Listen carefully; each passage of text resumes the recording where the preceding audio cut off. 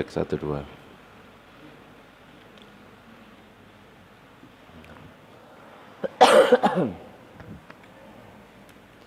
مولاي صل وسلم دائما أبدا على حبيبك خير الخلق كلهم مولاي صل وسلم دائما أبدا على حبيبك خير الخلق كلهم هو الحبيب الذي ترجى شفاعته لكل هول من الأهوال لمقتحم مولاي صل وسلم دائما أبدا على حبيبك خير الخلق كلهم يا رب بالمصطفى بلغ مقاصدنا واغفر لنا ما مضى يا واسع الكرم. Assalamualaikum warahmatullahi wabarakatuh. Bismillah walhamdulillah wassalatu wassalamu ala rasulillah Sayyidina Muhammad ibn Abdillah wa ala alihi wa sahbihi wa man walah. La hawla wa la quwata illa billah ma ba'du. Nawayna at-ta'alluma wa at-ta'lim wa tadhakkur wa at-tadhkir wan naf'a wal intifa' wal ifadata wal istifada wal hath 'ala tamassuki bi kitab ila al-huda wad dalalata 'ala al-khair wa ibtigha'a wajhillah mardatihi wa qurbihi wa thawabihi subhanahu wa ta'ala ila hadratin nabiyil mustafa Muhammadin sallallahu alaihi wasallam. Al-Fatihah.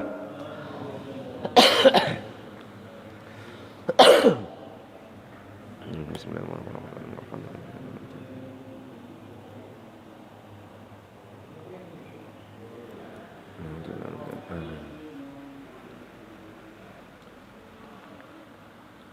Para jamaah, Bapak Ibu yang dirahmati oleh Allah, alhamdulillah pada kesempatan malam ini kita masih diberikan kesehatan oleh Allah, masih diberikan kesempatan untuk bisa sholat maghrib berjamaah meskipun di luar hujan lumayan deras. Mudah-mudahan semuanya diberikan kesehatan oleh Allah, dilancarkan rizkinya, utang-utangnya segera dilunaskan oleh Allah. Jika kelak mati dalam keadaan husnul khatimah. Amin ya rabbal alamin. Para jamaah, Bapak Ibu yang dirahmati oleh Allah, pembahasan kita pada kesempatan ini adalah tentang amalan-amalan yang pahalanya setara dengan ibadah haji dan umroh. Jadi ada 7 amalan yang jika diamalkan itu bisa berpahala haji, bisa berpahala umroh.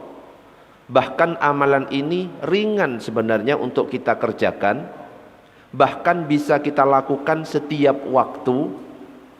Tetapi meskipun amalan ini ringan, pahalanya sangat luar biasa. Kenapa? Pahalanya setara dengan haji, pahalanya setara dengan umroh. Cuma meskipun ringan, meskipun bisa kita lakukan setiap hari, terkadang karena kita malas, ya akhirnya terlalaikan amalan ibadah ringan ini yang sebenarnya memiliki pahala yang sangat besar. Jadi ada 7 amalan yang akan saya jelaskan di sini, yang jika diamalkan ternyata bisa mendapatkan pahala setara dengan ibadah haji. Nah, kalau seseorang itu melakukan ibadah haji atau seseorang itu melakukan ibadah umroh, sebagaimana Nabi Muhammad SAW bersabda, al-umratu ilal umrati kafaratun lima bainahuma.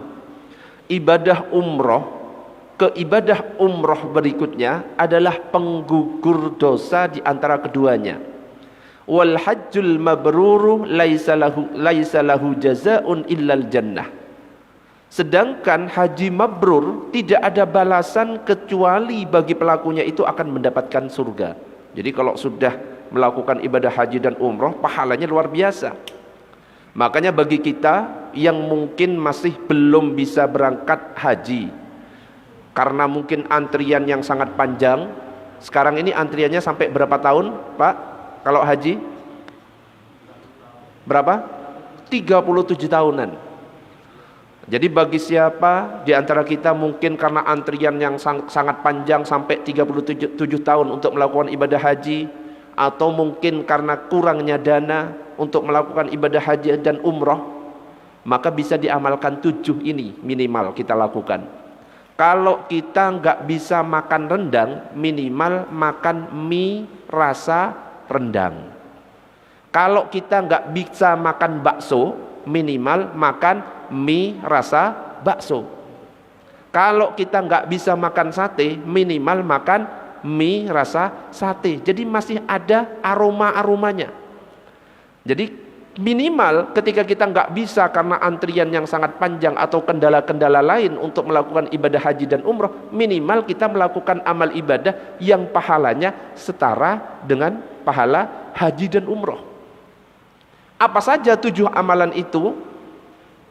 Yang pertama adalah umroh di bulan Ramadan. Jadi dari Ibnu Abbas radhiyallahu anhuma, dia berkata, Rasulullah itu pernah bertanya kepada seorang wanita. Rasulullah pernah melakukan ibadah haji, ada wanita gak ikut berhaji bersama Rasulullah. Maka Rasulullah bertanya, ma mana'aki an tahujji ma'ana.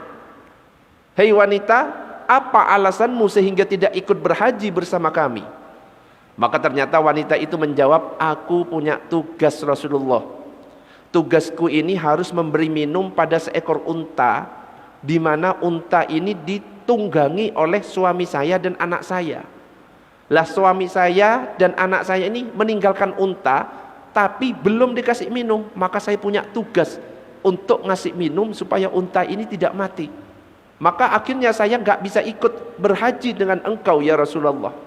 Maka Rasulullah ternyata mengatakan, fa idza kana ramadhanu i'tamiri fihi fa inna umratan fi ramadan hajjatun. Jika Ramadan tiba, berumrohlah saat itu, karena umroh di bulan Ramadan senilai dengan haji. Makanya orang-orang yang umroh kadang-kadang ngepaskan di bulan Ramadan. Kenapa? Karena kalau orang melakukan ibadah umroh di bulan Ramadan, maka pahalanya seperti melakukan ibadah haji. Allahumma shalli ala sayyidina Muhammad. Kalau misalkan saya berikan pertanyaan, haji itu hukumnya apa? Apa Pak? Haji hukumnya? Wajib bagi yang mampu. Kalau umroh hukumnya apa? Sunnah bagi yang mampu juga. Umroh wajib apa sunnah? Kalau haji kita sepakat wajib bagi yang mampu. Umroh hukumnya apa?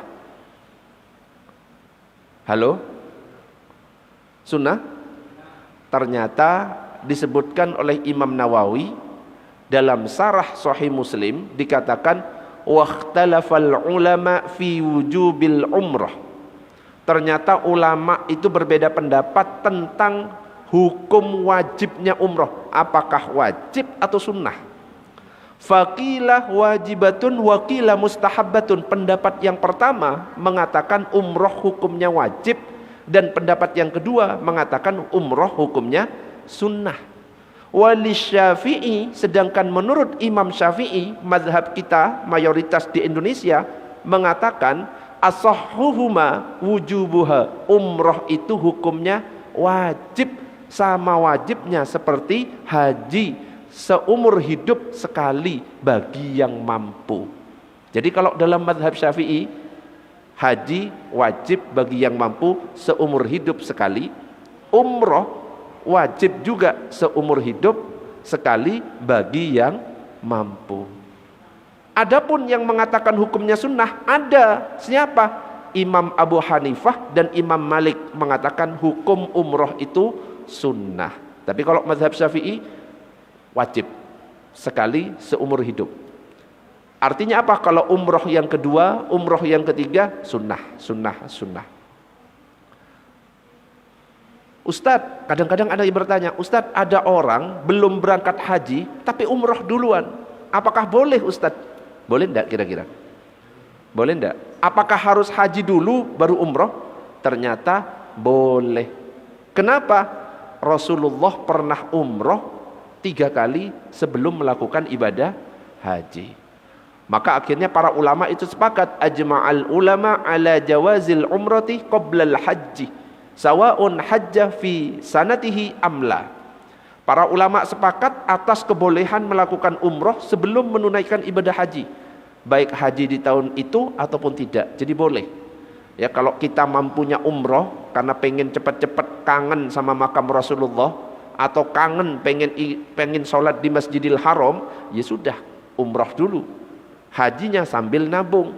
Karena luar biasa sholat di Masjid Nabawi, perbandingannya dengan sholat di masjid-masjid di Indonesia dan masjid-masjid yang lain itu 1000 kali. Seakan-akan sholat 1000 kali dibandingkan masjid-masjid yang lain. Kalau di Masjidil Haram 100.000 kali. Akhirnya ada jamaah saya nanya, Ustadz, saya itu punya utang sholat, pernah nggak sholat lama, akhirnya saya memutuskan umroh, saya sholatnya di Masjidil Haram, apakah itu kan 100.000 kali Ustaz, apakah itu bisa menggantikan sholat yang saya tinggal selama saya lalai itu Ustaz? Ya tidak bisa tetap. Okay? Jadi pahala sholat di Masjidil Haram beda dengan pahala sholat di masjid-masjid biasa. Makanya kalau ada orang punya nazar, saya kalau sehat saya akan sholat di Masjid Istiqlal, misalkan ada orang punya nazar seperti itu, boleh dilakukan Al-Akbar, boleh di Nurul Hidayah, boleh di masjid-masjid yang manapun yang ada di Indonesia, boleh, gak harus di Masjid Istiqlal. Kenapa? Pahalanya sama. Faham sampai di sini? Tapi kalau punya nazar, saya kalau sehat saya akan berangkat sholat di Masjidil Haram, itu harus dipenuhi, wajib itu. Kenapa? Pahala sholat di Masjidil Haram beda dengan di masjid yang lain. Allahumma shalli ala sayyidina Muhammad. Itu yang pertama. Yang kedua, berbakti kepada orang tua. Dari Anas bin Malik, dia berkata, inni ashtahil jihad wala aqdiru alaih. Jadi diceritakan ada seseorang datang kepada Rasulullah, kemudian dia berkata kepada Rasulullah, ya Rasulullah, saya ini pengen sekali berjihad, cuma saya tidak mampu untuk melakukan jihad. Maka Rasulullah berkata, hal baqiya min walidaika ahadun? Rasulullah bertanya kepada anak ini, kepada orang ini, apakah salah satu dari kedua orang tuamu masih hidup? Maka orang ini berkata, qala na'am ya Rasulullah, ummi, ibuku masih hidup ya Rasulullah. Ada orang pengen berjihad tapi nggak mampu untuk melakukan. Ditanya, ada orang tuamu yang masih hidup? Ada ya Rasulullah, ibu saya masih hidup. Maka Rasulullah berkata, fa'abalillaha fi birriha. Rasul berkata kepadanya, bertakwalah kepada Allah dengan berbuat baik kepada ibumu, berbakti kepada ibumu, berbuat baik kepada ibumu. Fa idza fa'alta dzalika fa anta hajjun. Jika engkau berbuat baik kepada ibumu, maka statusnya adalah seperti orang yang berhaji. Wa mu'tamirun, berumrah. Wa mujahidun, berjihad. Jadi berbakti kepada orang tua, salah satunya ke ibu atau ke bapak, ternyata pahalanya luar biasa. seperti orang berhaji, berumroh, dan juga berjihad.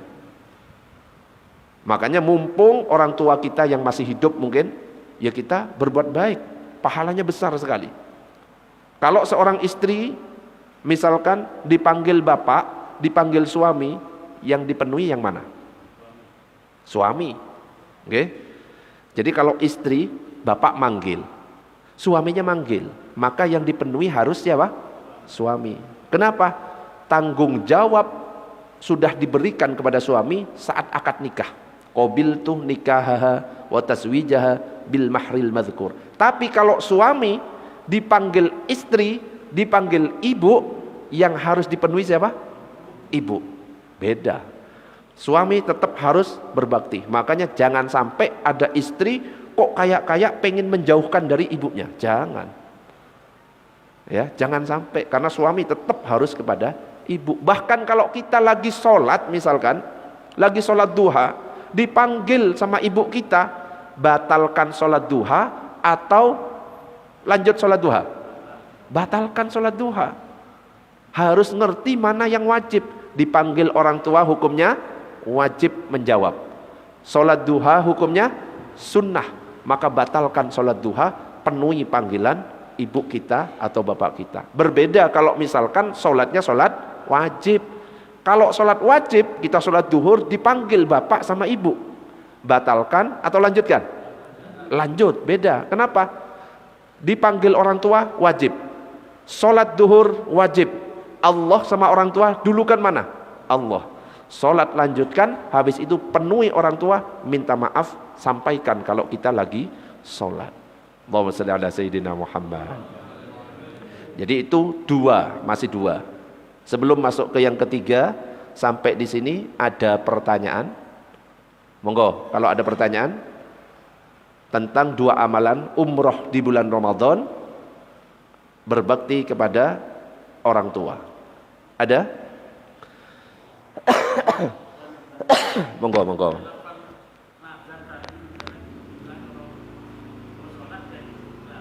Salat di Istiqlal.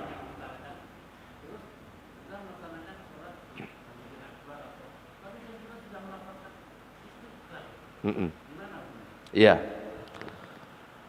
Saya bernadar kalau sehat akan sholat di Masjid Istiqlal. Lah kok disampaikan boleh dilakukan di Masjid Al-Akbar, ya kan? Kok bisa dikatakan boleh dilakukan di Masjid Nurul Hidayah? Kan sudah dilafalkan Istiqlal. Istiqlal itu sama, itu cuma nama. Tapi pada hakikatnya semuanya masjid. Tapi beda dengan Masjidil Haram. Beda dengan Masjid Nabawi. Derajatnya, tingkatannya beda. Tapi kalau masjid-masjid di Indonesia atau di negeri-negeri yang lain itu sama. Makanya para ulama mengatakan meskipun ngomong di Istiqlal terus dilakukan di Masjid Al-Akbar sama, karena sama-sama masjid, derajatnya sama. Ya syukur-syukur kalau memang bisa melakukan langsung di sana, itu tambah afdol. Itu. Ada pertanyaan yang lain? Monggo. Monggo. Belum? Belum kayaknya ya. Lanjut. Allahumma shalli ala sayyidina Muhammad. Yang ketiga adalah salat fardu jamaah di masjid. Nah, ternyata kita kadang-kadang nggak sadar kita melaksanakan ibadah salat berjamaah, setahu kita kan cuma dapat 27 derajat. Salatul jama'ati afdalu min salatil fadhi bisab'in wa ishrina darajah. Salat berjamaah lebih afdal daripada salat sendirian 27 derajat. Itu yang kita tahu. Ternyata ada keutamaan-keutamaan yang lain, sebagaimana disampaikan oleh Rasulullah dalam hadis yang diriwayatkan oleh Imam Tabrani, man masya ila salatin maktubatin fil jamaah. Siapa yang berjalan menuju salat wajib berjamaah, fahiya kahajjatin, wa man masya ila salatin tatawu'in fahiya ka umratin nafilatin. Orang yang salat wajib berjamaah seperti orang berhaji, orang yang salat sunnah maka seperti orang yang melakukan ibadah umroh. Jadi kita ini habis sholat maghrib itu sebenarnya sudah ditulis pahala haji. Tapi bukan mentang-mentang sudah sholat berjamaah dapat pahala haji, tiba-tiba pulang dikasih nama haji semuanya. Haji ini nggak bisa. Itu cuma pahalanya setara. Kalau kita punya uang, punya kemampuan untuk melakukan ibadah haji, tetap ada kewajiban. Ya, melakukan ibadah wajib, sholat jamaah seperti haji. Kalau sholat sunnah seperti umroh. Sholat sunnah ini ada dua. Ada sholat sunnah yang afdolnya berjamaah, ada sholat sunnah yang afdolnya sendirian. Coba, yang afdolnya berjamaah sholat sunnah apa saja? Sholat tarawih, satu. Apa lagi? Sholat sunnah yang afdolnya dilakukan berjamaah. Selain sholat tarawih? Sholat gerhana matahari ataupun gerhana bulan. Apa lagi? Sholat minta hujan, istisqa berjamaah. Sholat idul fitri, sholat idul adha, apa lagi? Ada sholat witir di Ramadan, itu berjamaah afdolnya. Tapi kalau enggak di Ramadan, sunnahnya sendirian. Sedangkan sholat sunnah yang sendiri, contohnya tahajud, itu afdolnya sendiri. Sholat tasbih afdolnya sendiri. Sholat hajat afdolnya sendiri. Sholat taubat sendiri. Istikharah sendiri. Qobliyah ba'diyah sendiri. Ojo jamaah ya. Sholat qobliyah ba'diyah, sholat jamaah nggak bisa. Itu sendiri semuanya. Ustadz, kok ada di Al-Akbar atau di masjid-masjid ketika Ramadan iktikaf bareng, kemudian ada yang tahajud berjamaah, betul? Boleh enggak? Boleh. Cuma kalau ditanya afdolnya, tetap yang afdol adalah sendiri. Takmir ngadakan tahajud bersama, berjamaah, tasbih berjamaah, sholat hajat berjamaah, itu supaya motivasi. Karena kalau biasanya sendirian ngantuk, tapi kalau bareng-bareng kan tambah semangat. Itu tambah semangat lagi. Oke? Nah, jadi itu tentang sholat wajib dan sholat sunnah. Ada lagi riwayat yang lain, man kharaja min baitihi, barang siapa yang keluar dari rumahnya mutatahhiran, dalam keadaan suci, berarti sudah wudhu di rumah, enggak di sini wudhunya. Ya bukan berarti enggak boleh, ini kan keutamaan. Keluar dari rumah dalam keadaan suci, ila sholatin maktubatin, tujuannya untuk melaksanakan sholat wajib, fa ajruhu ka ajril haji al muhrimi, maka pahalanya seperti pahala orang yang berhaji. Ya sama kayak tadi. Wa man kharaja ila tasbihid duha, siapa yang keluar untuk sholat sunnah duha. Sholat duha itu afdolnya berjamaah atau sendiri? Sendiri. Rokaatnya duha berapa?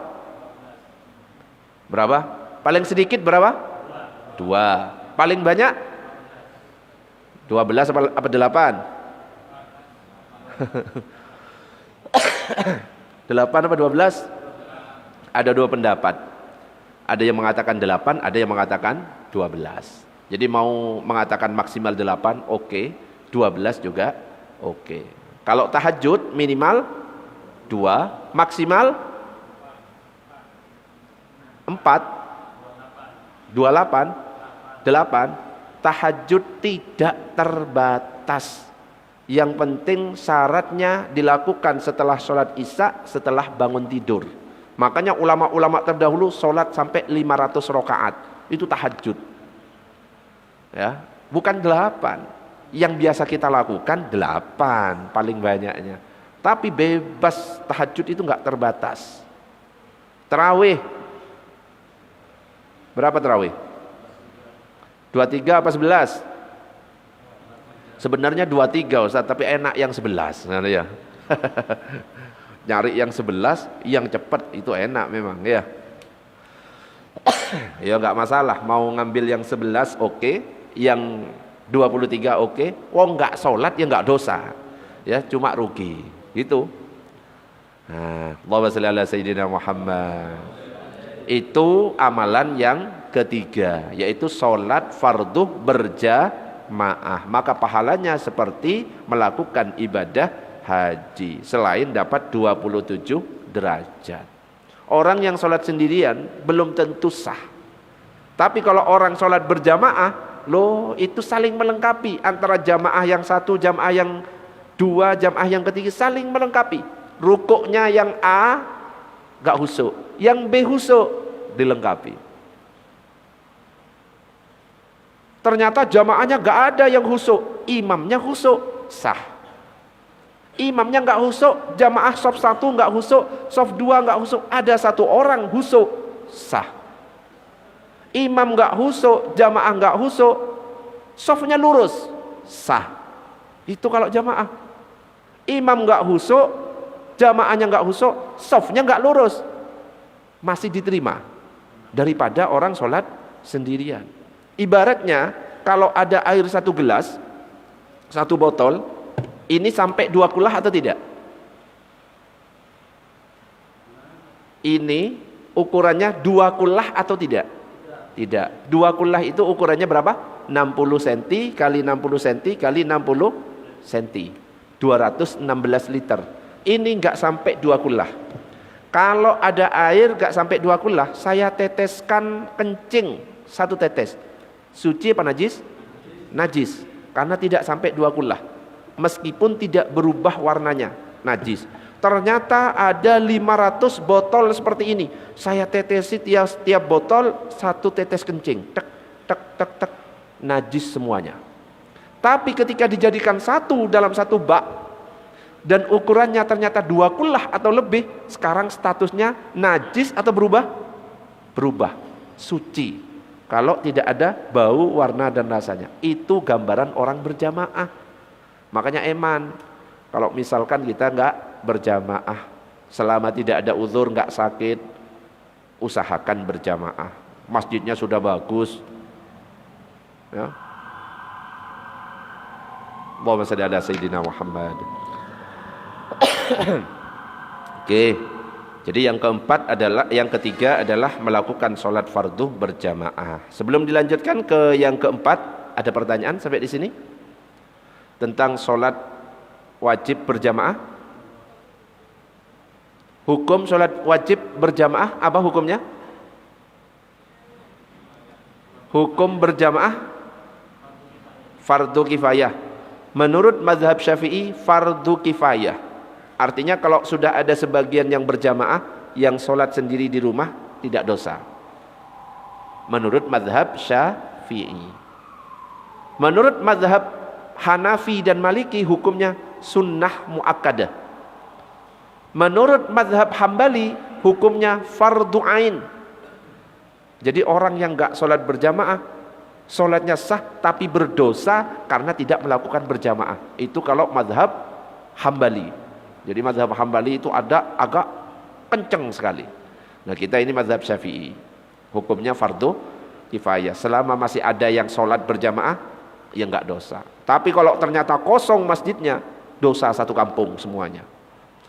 Itu tentang hukum sholat berjamaah. Ada pertanyaan? Monggo sebelum dilanjut.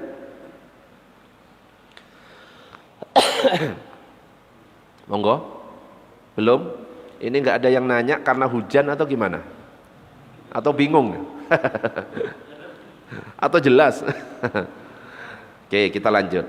Amalan yang keempat yang berpahala haji dan umroh adalah melakukan sholat duha atau isyraq. Jadi dalam hadis yang diriwayatkan oleh Imam Tabrani dikatakan man shalla sholatas subhi, siapa yang sholat subuh fi masjidi jama'atin, di masjid dilakukan berjamaah. Jadi ada syaratnya. Sholat subuhnya dilakukan di masjid, dilakukan berjamaah, yathbutu fihi hatta yusalliyas subhatad duha. Lalu dia tetap berdiam di masjid tersebut berzikir sampai matahari terbit setinggi tombak, sampai waktu duha. Kemudian dia sholat duha 2 rakaat, kana ka ajri hajjin au mu'tamirin taman hajjatuhu wa umratuhu, maka orang tersebut seperti mendapat pahala haji dan umroh sempurna. Jadi kalau misalkan pengen dapat pahala haji dan umroh, habis sholat subuh berjamaah, jangan pulang, zikir, boleh baca Quran, boleh ngaji seperti ini, boleh diskusi apa tentang masalah agama, sampai waktunya duha. Kenapa? Pokoknya berdiam diri, zikir, subhanallah, subhanallah, alhamdulillah, sampai waktu duha, matahari terbit setinggi tombak. Kemudian sholat 2 rakaat, boleh niatnya sholat sunnah isyraq, boleh niat sholat duha, maka dapat pahala haji dan umroh. Ya nggak apa-apa, sekali-sekali, misalkan seminggu sekali, 1 bulan sekali, di masjid diadakan kegiatan subuh berjamaah, ada makannya, nggak apa-apa, sesekali nggak apa-apa. Ya jangan setiap hari, habis kasnya ya. 2 bulan sekali ada gerakan subuh berjamaah. Ya, disiapkan ada ustadz yang ngisi, nyari ustadz yang terkenal, ya. Terus disiapkan makanan, nah, enak, sampai waktu duha, sholat 2 rakaat, makan bareng, pahalanya luar biasa. Tapi ocok makan tok, nyumbang, ya, makan tok, tapi nyumbang, jangan lupa infak.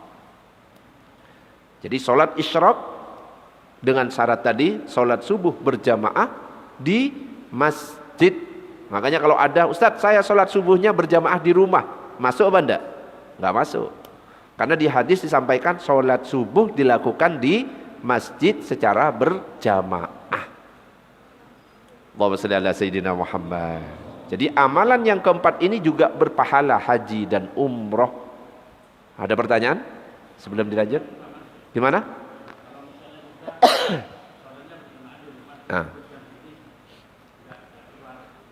Gak keluar dari rumah gitu ya sampai waktu duha.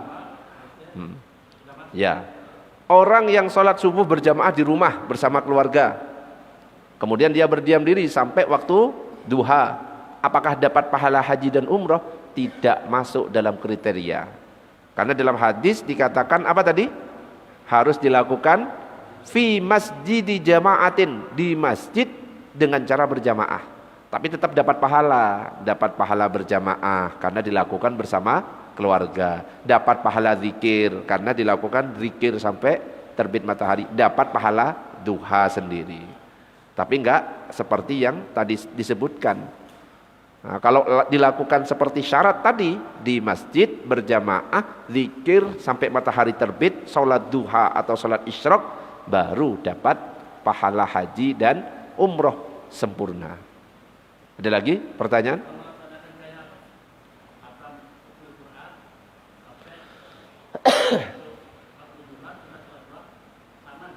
Dilakukan di masjid. Nah, di masjid habis subuh, kemudian ada khataman, ya, dibagi juz 1, juz 2 sampai waktu duha. Salat 2 rakaat. Apakah dapat? Dapat. Kita lihat kriterianya masuk enggak? Salat subuhnya berjamaah di masjid enggak? Oh iya. Zikir enggak? Quran itu zikir yang paling agung malah.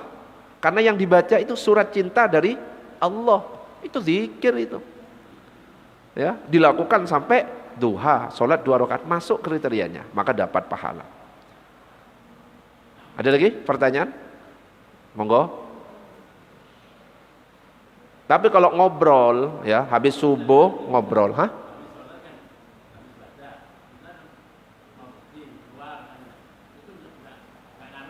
habis sholat subuh berjamaah,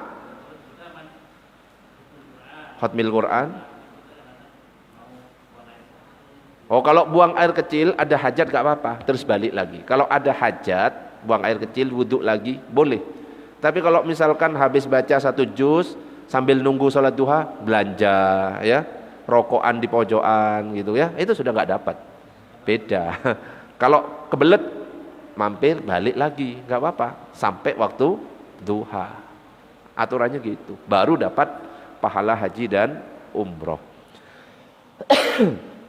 Ada lagi pertanyaan? Monggo, monggo.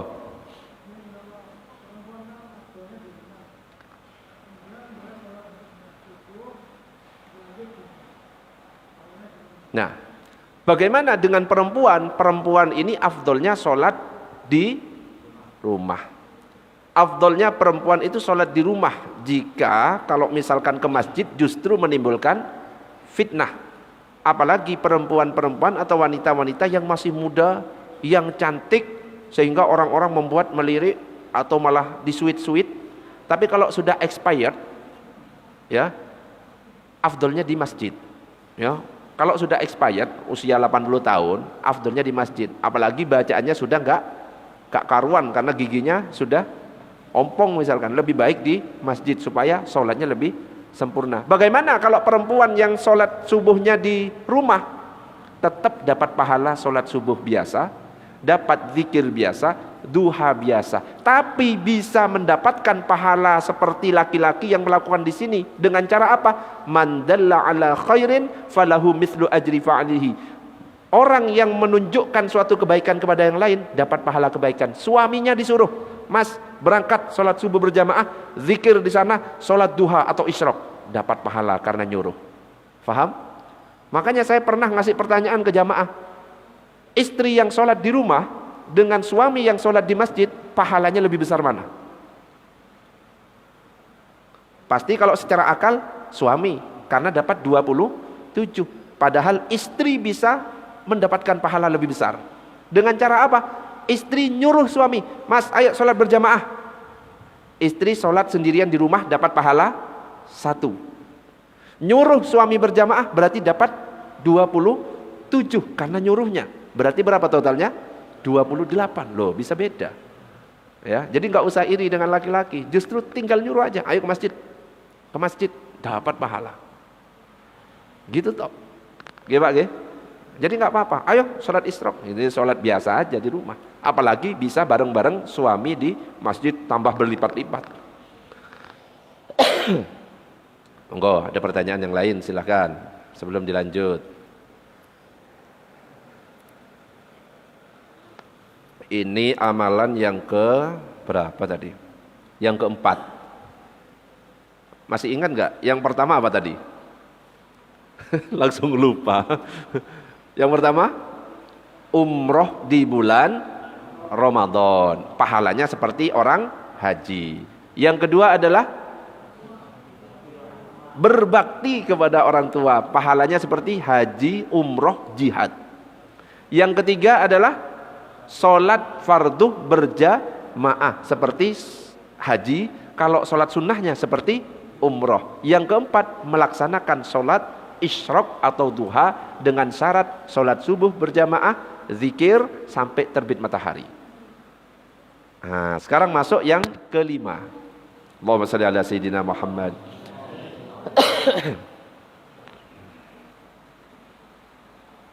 Yang kelima adalah menghadiri majelis ilmu. Loh kan ya. Wis sudah sholat maghrib berjamaah berarti dapat pahala haji.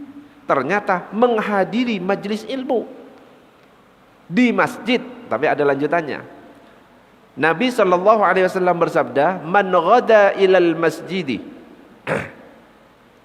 la yuridu illa ayyata'allama khairan aw yu'allimahu kana lahu ka ajri hajjin tamman hajjatuhu. Siapa yang berangkat ke masjid dan yang dia inginkan itu hanyalah untuk belajar kebaikan atau mengajar kebaikan, ia akan mendapatkan pahala haji yang sempurna hajinya. Jadi double hajinya. Maghrib berjamaah, pahala haji. Ngaji di masjid lah ya ngajinya. Beda berarti kalau ngaji di rumah. Ngaji di masjid, dapat pahala haji. Wis 2 kali haji ini. Ya, pahalanya ya, bukan tiba-tiba pulang ada hajinya semua, enggak ya. Ternyata luar biasa. Yang penting niatnya apa? Niatnya untuk belajar kebaikan dan mengajar kebaikan. Bukan karena hujan enggak bisa pulang terpaksa ngikut. Beda. Innamal a'malu bin niat wa innamal likulli imri'in ma nawa. Allah ngerti loh niatnya seseorang. Waduh hujan deh sekalian ngaji. Beda pahalanya. Beda. Atau orang yang memang habis ini ngaji, hujan nggak hujan ngaji pokoknya, itu beda pahalanya ya. Jadi niat itu menentukan tentang pahalanya. Bisa saja orang cuma dapat pahalanya, bukan dapat pahala, dapat ngiyup dari hujan, gak dapat pahala ngaji. Ya, gak pulang itu karena ngiyup, saya nunggu hujan reda, wes hilang itu.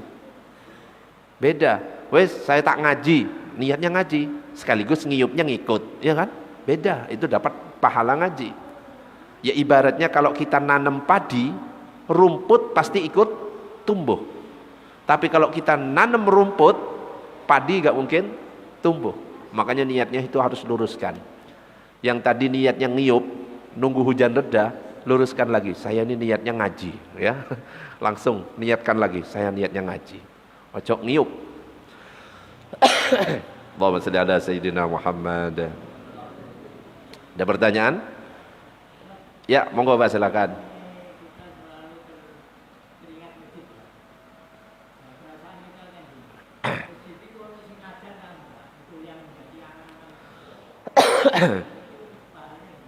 Ya, selalu ingat masjid. Ya apa masjid? Kepikiran masjid, hatinya menggantung kepada masjid. Jadi ada orang nanti di akhirat yang akan dilindungi dari panasnya matahari di padang mahsyar. Salah satunya adalah orang yang menggantungkan hatinya ke masjid. Kepikiran, waduh, sholat jamaah wis selesai belum ya? Waduh, iki ono sing adzan gak ya? Itu nanti akan dilindungi dari panasnya terik matahari nanti di padang mahsyar. Di mana di padang mahsyar diceritakan berapa? Cuma sejengkal. Nah, itu salah satunya orang yang menggantungkan hatinya di masjid. Nah, sekarang ini kan beda. Kedengaran azan maneh, waduh, ya kan gitu kan ya. Loh, wis asar. Loh, wis maghrib. Ngono kan? Kayak ya opo gitu, nyesel.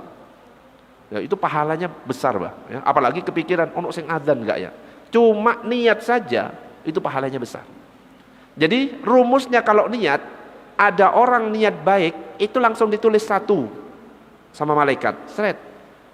Ternyata terlaksana 10 ditulis.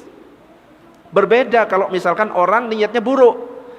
Orang niat buruk, habis ini bapak ini kalau ketemu tak jitak kepalanya, niat buruk, itu belum ditulis, cuma ancang-ancang. Ternyata jadi dijitak, dapat 1 buruk. Gak jadi dijitak, dapat 1 kebaikan. Loh, itu rumusnya. Makanya kalau misalkan kita sudah siap-siap di masjid misalkan, di rumah misalkan sudah siap mandi, pakai baju koko, sorbannya sudah siap, sejadah sudah siap, mau berangkat, sepeda motor sudah diturunkan, hujan deras, itu sudah dapat pahala itu. Itu namanya niat, ya. Bukan yang gini, hujan deras, niat, saya tak berangkat, tapi saya tidur-tiduran, ya. Itu bukan niat, ya. Jadi dikatakan niat itu memang sudah siap-siap berangkat, gak jadi karena hujan, dapat pahala. Amalu bin niyat wa innamal likulli imri'in ma nawa. Jadi pahala, urusan pahalanya berapa? Ya Allah aja ya nanti. Hitung-hitungan sama Allah nanti di akhirat, ya. Iya. Monggo, ada pertanyaan yang lain? Monggo. Pertanyaannya nggak harus ini, bebas, ya. Ini kan cuma temanya saja, materinya saja. Biasanya kan yang dibahas hadis arba'in An-Nawawi, sudah sampai ke hadis yang kelima. Tapi sekali-sekali yo biar nggak bosen masuk ke yang lain. Monggo, ada pertanyaan? Belum? Lanjut. Yang keenam, membaca tasbih, tahmid dan takbir setelah sholat. Dan itu kita lakukan. Cuma tadi aja nggak dilakukan ya. Karena ngaji. Udah, wis azan? Belum. Jadi diceritakan orang-orang miskin di zaman Nabi itu curhat kepada Nabi, datang kepada Nabi, kemudian berkata orang-orang kaya itu pergi membawa derajat tinggi, kenikmatan yang kekal. Mereka sholatnya sama sholatnya kita Rasulullah. Mereka puasa juga sama dengan puasanya kita. Cuma mereka memiliki kelebihan harta. Mereka bisa berangkat haji, saya enggak. Mereka bisa berangkat umroh, saya enggak. Mereka bisa bersedekah, zakat, saya enggak. Jadi agak-agak curhat. Ya apa cara ngimbangi supaya bisa ngimbangi orang-orang yang kelebihan seperti itu. Maka Nabi ternyata mengatakan, maukah kalian aku ajarkan suatu amalan yang dengan amalan tersebut kalian akan mengejar orang yang mendahului kalian dan dengannya dapat terdepan dari orang yang setelah kalian itu. Jadi biar bisa dapat pahala haji, umroh, jihad, sedekah, sama kayak yang dilakukan dengan orang-orang kaya itu. Maka Nabi mengatakan, dan tidak ada seorang pun yang lebih utama daripada kalian kecuali orang yang melakukan hal yang sama seperti yang kalian lakukan. Kalian bertasbih, ucapkan subhanallah, bertahmid, ucapkan alhamdulillah, bertakbir, ucapkan Allahu Akbar di setiap akhir sholat sebanyak 33 kali. Jadi pahalanya banyak tadi itu. Haji, umroh, jihad, sedekah. Terus kemudian curhat lagi. Loh, kalau orang kayanya ngerti yang Anda sampaikan Rasulullah, terus melakukan seperti itu, faham maksudnya? Terus juga bertasbih orang kayanya, juga bertahmid orang kayanya, juga bertakbir orang kayanya. Lah orang kayanya juga dapat kayak saya. Ngerti maksudnya? Lah tetap aja gak imbang. Nah gitu loh. Akhirnya Rasulullah mengatakan, ya kalau memang kayak gitu ya takdirnya ngono gitu ya. Inilah karunia yang Allah berikan kepada siapa saja yang Ia kehendaki. Wes terima gitu aja. Ya, jadi pahalanya zikir yang biasa kita lakukan, subhanallah 33, alhamdulillah 33, Allahu Akbar 33, ternyata pahalanya besar. Haji, umroh, jihad, sedekah masuk semuanya di dalamnya. Mudah-mudahan semuanya istiqomah, amin ya rabbal alamin. Yang terakhir, bertekad untuk berhaji. Jadi siapa yang memiliki uzur namun punya tekad kuat dan sudah ada usaha untuk melakukannya, maka dicatat seperti melakukannya. Sudah daftar haji tahun 2020 berangkat, kok ternyata ada corona, batal berangkatnya, itu sudah ditulis berhaji, meskipun kok ternyata nanti gak bisa berangkat. Kita sudah daftar sekarang, nyicil bayar haji, meninggal belum sempat berangkat, dari niatnya itu sudah dapat pahala haji. Ya, makanya mulai sekarang niatkan, jangan cuma doa saja. Mudah-mudahan bisa haji, amin, gitu terus ya. Sudah daftar belum? Belum, ya gak berangkat-berangkat. Ya, niat, doa, ya daftar, gitu loh ya. Kalau nggak bisa, ya rumusnya kayak tadi. Kalau nggak bisa makan rendang, minimal makan mie rasa rendang. Kalau nggak bisa makan sate, minimal makan mie rasa sate. Minimal lakukan pahala yang amal-amal yang setara dengan ibadah haji dan umrah pahalanya. Allahumma shalli ala sayyidina Muhammad. Kurang berapa menit? Habis kayaknya habis ini. Monggo kalau ada pertanyaan silakan. Pertanyaan bebas. Monggo silakan.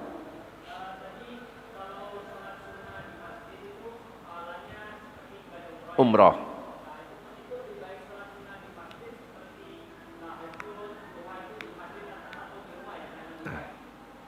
Ya. Kalau misalkan sholat sunnah tahajud, ada hadis yang mengatakan jangan jadikan rumahmu itu seperti kuburan. Justru kalau sholat sunnah itu sebenarnya afdolnya di mana? Di rumah. Maka kita harus bisa membagi mana yang dilakukan di rumah, mana yang dilakukan di masjid. Bahkan qobliyah ba'diyah itu sebenarnya afdolnya dilakukan di rumah. Qobliyah ba'diyah itu. Cuma kadang-kadang kita ketika sudah nyampe di rumah, wes ya, sibuk dengan anak, kerjaan, lupa, batal wudhunya dan lain sebagainya. Maka yang dimaksud di sini yang dilakukan bareng-bareng. Contoh, sholat tarawih, apa lagi? Apa? Idul Fitri, Idul Adha. Tadi kan saya sampaikan ada yang sholat sunnah dianjurkan berjamaah, ada yang sholat sunnah dianjurkan sendiri.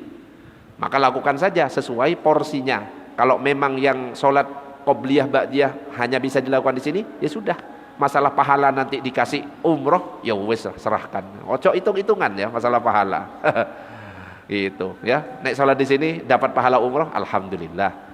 Kita melakukan di rumah berarti dapat keutamaan, kita tidak menjadikan rumah kita seperti kuburan, dapat keutamaannya. Ya, sebenarnya dapat. Yang penting apa? Sama-sama sholat sunnah, mau dilakukan di masjid atau di rumah. Tapi yang sholat sendiri lebih afdolnya sholat di rumah. Qobliyah ba'diyah lakukan di rumah itu afdol. Tapi bukan berarti nggak boleh, boleh dilakukan di sini. Habis ini sholat ba'diyah nggak apa-apa. Khawatirnya nyampe di rumah lupa, batal, atau langsung ada kesibukan lain dan lain sebagainya. Oke? Ada lagi pertanyaan? Monggo? Ya, monggo Ustaz. Boleh.